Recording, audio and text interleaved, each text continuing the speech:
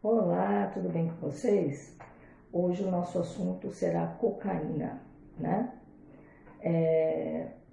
Nós temos outros vídeos que estão postados. No último a gente falou sobre a maconha.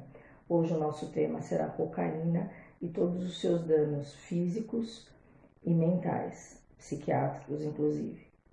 A cocaína, a gente tem hoje no mundo, né, de acordo com as Nações Unidas, mais de 20 milhões de usuários, sendo que o Brasil está em segundo lugar, atrás somente dos Estados Unidos, né? Como que começou o uso da coca, né, da cocaína?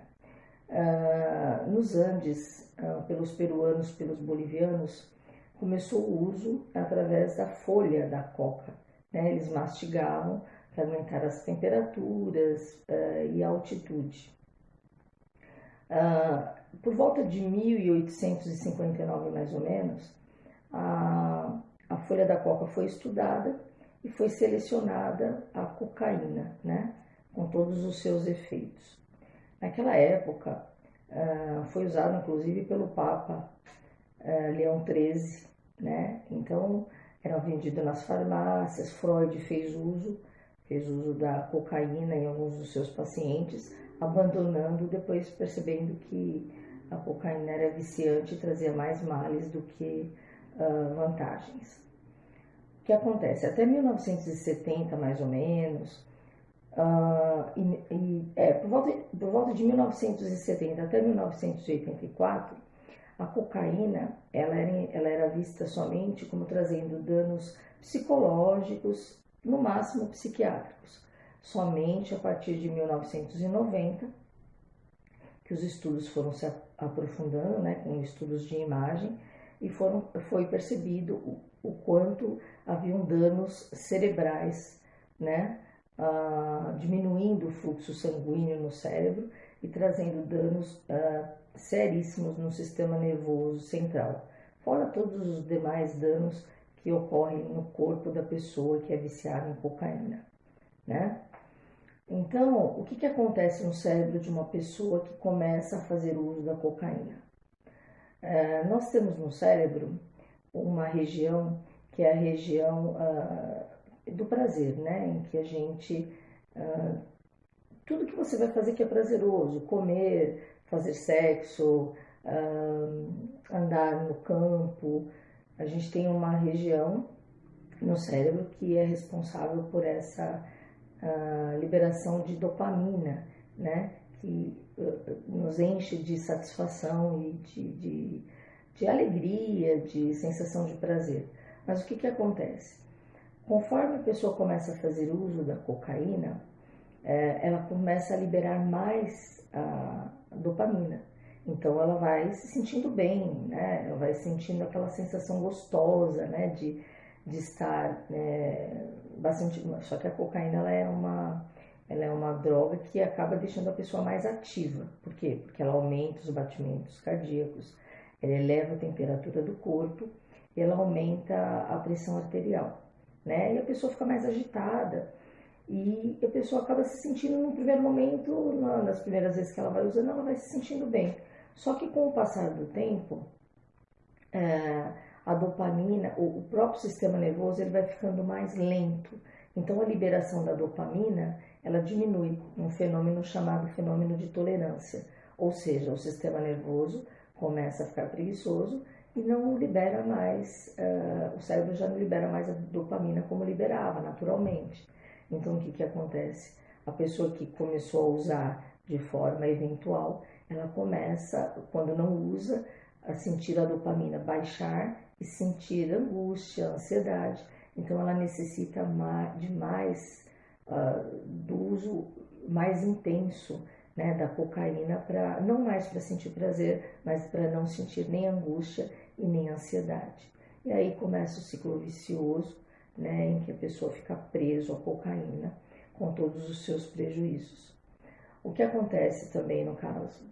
A cocaína, normalmente, o usuário ele faz uso também do álcool, né, o que aumenta algumas enzimas no fígado, aumentando o risco de doenças hepáticas e inclusive de um infarto, que o fígado ele libera gorduras, né?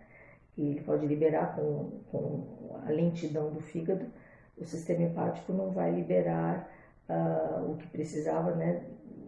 Toda a movimentação dele fica prejudicada devido à ligação do álcool com a cocaína, prejudicando diretamente o coração. O que acontece? A cocaína que a maioria dos usuários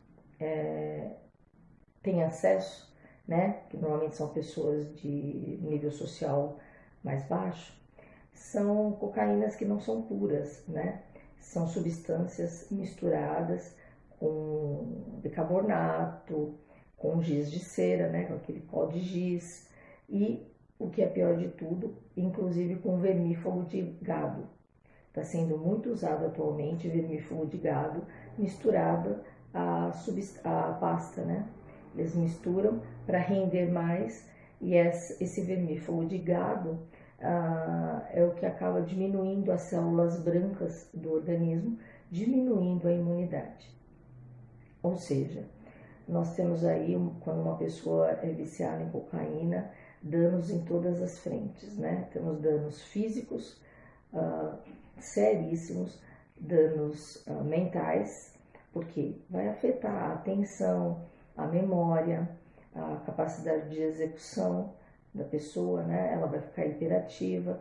A cocaína, ela diminui o apetite, a pessoa começa a perder peso, né? Porque não sente mais vontade de comer, vai diminuindo essa vontade devido à agitação e ela vai perdendo peso, né? Ela vai tendo um prejuízo na família, né? Como todas as demais drogas, ela vai prejudicando o relacionamento familiar, a pessoa começa a tirar o dinheiro de dentro de casa para fazer uso, quando ela não pode mais bancar essa droga, ela já começa a ir para o crime, né? Ela começa a roubar para manter o vício. Então, o que eu tenho a dizer a vocês? Que existem duas frentes aí no combate às drogas, né? Não só ao combate às drogas, mas ao socorro aos usuários, né? Existem duas vertentes, duas formas de pensar. Existe a gente sabe, né, que os usuários eles precisam se conscientizar e chegar à conclusão que ele precisa de ajuda, né? Que seria o que a gente chama do fundo do poço, infelizmente. Só que existem alguns casos em que começa a acontecer comorbidades. O que são comorbidades? A pessoa começa a desenvolver uma depressão profunda ou começa a desenvolver um transtorno bipolar, ela começa a ter alterações psiquiátricas em conjunto, e ela começa a perder a capacidade de discernir, né? Inclusive a capacidade de fazer escolhas. Então, muitas vezes a família precisa intervir e fazer uma internação compulsória, né? Não é o mais recomendável, mas quando a pessoa perde a capacidade de decidir, né? É necessário que a família entre e faça algo a respeito, porque senão essa pessoa vai a óbito, né? Ela vai adoecendo fisicamente, os transtornos psiquiátricos vão se aglomerando, né? Muitas vezes não é somente um transtorno bipolar. A pessoa desenvolve a hiperatividade, ela começa a se tornar uma pessoa muito distante daquilo que ela era antes de começar a fazer o uso da cocaína. Outro risco que eu estava mencionando sobre a substância é que normalmente as pessoas têm acesso à cocaína misturada. A cocaína misturada, ela tem somente 20% da substância pura da cocaína, né? Da substância pura só tem 20%.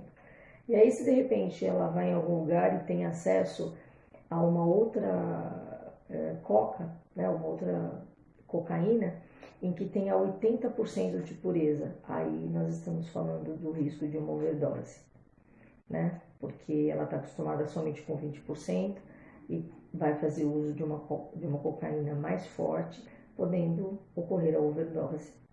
Quais são as formas de uso das pessoas, né, para quem não tem informação a respeito? Ela é usada de forma inalatória, né, a pessoa aspira, né, pelo nariz, ou ela é usada injetável, com a seringa, ou inclusive de forma anal, né, através do ânus. A pessoa também faz uso da cocaína. Tem algumas pessoas que fazem uso dela e passam na gengiva, que é uma forma de anestésico. A pessoa desenvolve contrações mandibulares, vai dando um enrijecimento, né, na gengiva, e ela vai forçando os dentes, podendo trincá-los ou inclusive perdê-los, né, como um todo, de tanto contrair, né, ranger os dentes mesmo. Então, a gente está falando aí de uma droga seríssima. Ela é a segunda colocada no mundo, perdendo somente para a maconha. A maconha ainda é a droga mais usada no mundo. Mas o que a gente sabe, né? Precisa haver uma conscientização.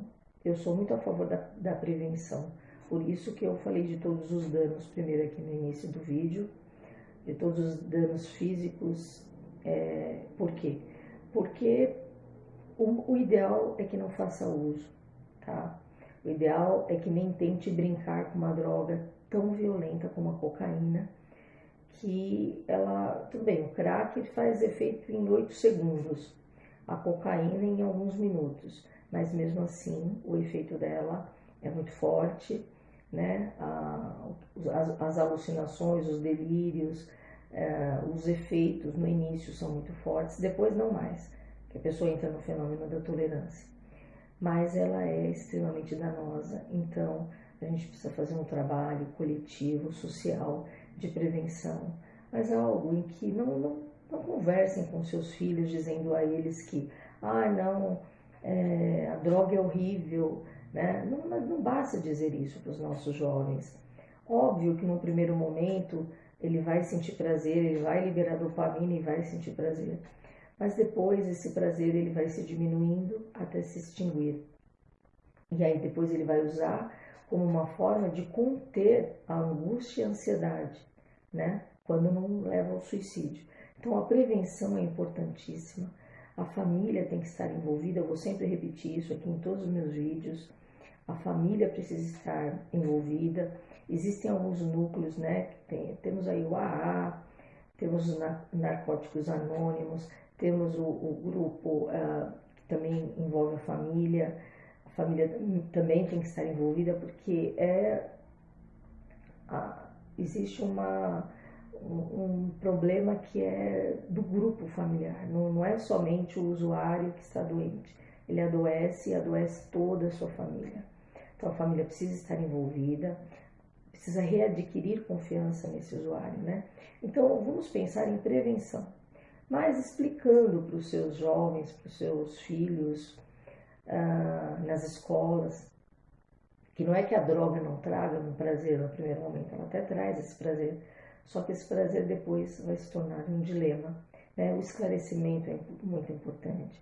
Se debrucem fazendo pesquisas, mostrem esse vídeo que eu fiz um pequeno resumo, a gente tem muito mais coisas para falar. Eu poderia ter me estender dizendo do que é formada, né, a cocaína, tudo, mas aí eu acho que isso não é o importante. O importante é que a gente converse sobre todos os danos e principalmente na prevenção, para que a pessoa não chegue a usar a cocaína.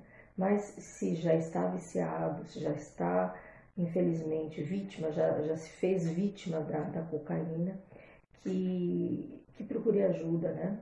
E se cair, levanta novamente. Se teve uma recaída, confie que você vai conseguir sair, entendeu? Mas tem que haver uma força-tarefa na família, no sentido de se livrar dessa droga que envolve a mente, o corpo e o espírito, né? Se a pessoa tem uma religião, busque uma religião, faça terapia, busque um terapeuta, um grupo terapêutico, busque ajuda religiosa, né, como eu já mencionei, e também fazer os exames para ver os danos físicos causados pela droga, né? porque deve diminuir com certeza a expectativa de vida dessa pessoa se ela não conseguir se livrar o mais rápido possível. Por mais jovem que essa pessoa seja, ela vai ficar com o fígado, com o coração e com o cérebro de um idoso, né? Então, é isso, gente. Eu espero ter sido bastante clara naquilo que eu estou dizendo, para que todos entendam o quanto a gente precisa combater as drogas que, infelizmente, devido a todo o caos que vivemos, o caos do distanciamento dentro das famílias, em que não há diálogo, né? Pai e mãe muitas vezes muito envolvidos com tecnologia, com celular, esquecem dos filhos. Precisa haver mais envolvimento, mais proximidade, mais diálogo, né? Mais leitura. Eu sempre recomendo muita leitura, menos aplicativos, menos celulares e mais livros. Vamos dar livros para as crianças desde pequenininho. Vamos incentivar as crianças a ler O Pequeno Príncipe e quando entra na adolescência, né? Vamos recomendar boas leituras para que haja um caminho diferente para os nossos jovens. Tudo de bom e até o próximo vídeo, em que provavelmente eu irei falar sobre o crack. Tudo de bom para vocês. Até a próxima.